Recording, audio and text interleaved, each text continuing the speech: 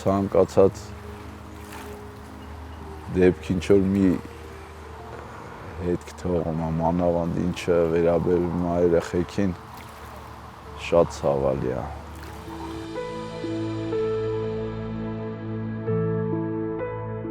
Վանաձորինը ինձ երբ կանչը եղավ, գործիքներս վերցրեցի, իմ գործընկերներիս հետ գնացինք այնտեղ, դեպքի վայրը տենալով անցա աշխատանքի։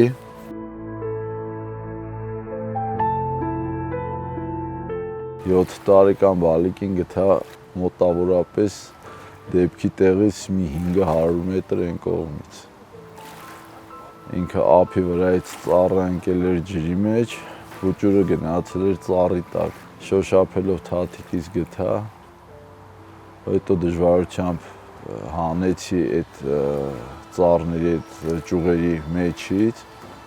սկսեցի արդեն հաջորդի որոնումը։ Տևեց մի քանի օր,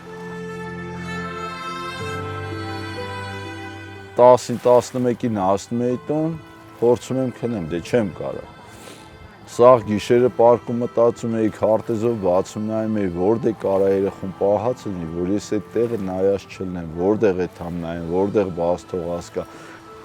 Գետի աշխատանքի ինքնին շատ բարդ է։ Ու անսպասելի, անակնկալ ամեն ինչի հանդիպում ես, ամեն բարդության հանդիպում ես, ու շատ վտանգավոր տեղերի աշխատանքները իրականացնում, դժվար հասանելի տեղեր։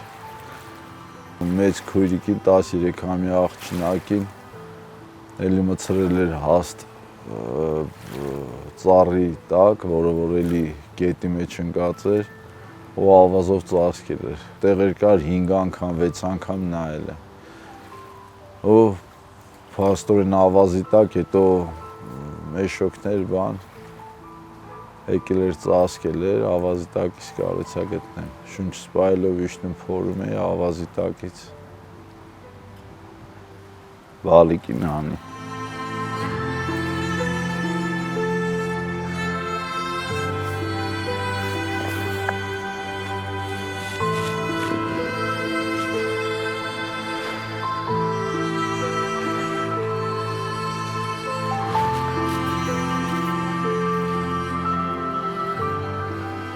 Գնացել իմ հաց ուտելու։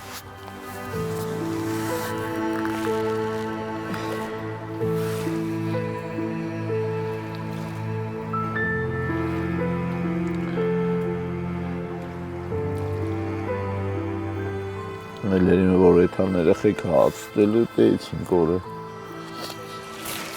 Դրանցա վր ես ազդում ահավոր։ Երեխեք շատ եմ հանել։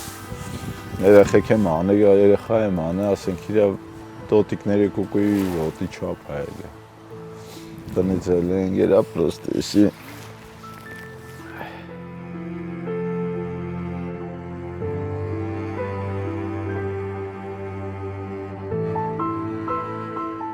Հերոսի բան չկա, ուղղակի մարդ պիտի խղճով ապրի։ Էդի ես չեմ անում, էդի սիրտս անում։